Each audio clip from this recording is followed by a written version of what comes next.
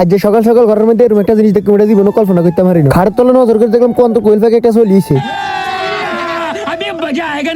এই কারণে চিন্তা করলাম যেটা জানো ধরতে হইব। খাটের মধ্যে উঠছিলাম আর মা খাইছেন এটা একবার এই কোনা দুধ আরেকবার ওই কোনা দুধ দেয়। কোন রকমে ধরতে পারতেছি না, মনটা চায় তারে साले को बम से उड़ा दूंगा एक बार हाथ में आ जाए तो। হলার মুটাটা দিছি খাটের তলে হলত দিছি দৌড়ে বাড়ি আইছি। पकड़ मारो जो पकड़ भोसड़ी पकड़ ले पहन के लौड़े। যার তো না পাগাই ওটা ধরে লিছে, নজর করে দেখলাম ये क्या हो गया? এটা তো আর কোয়েল পাখি না, খাসা তুমি কেন বাড়ি গেছে। প্রথমে ভাবছি বিলে তোমরা বুঝি হতিন ঝগড়া করতে আছে, পরে যদি দেখলাম দোড়ার নিচে শুয়ের গোড়া জ্বলে।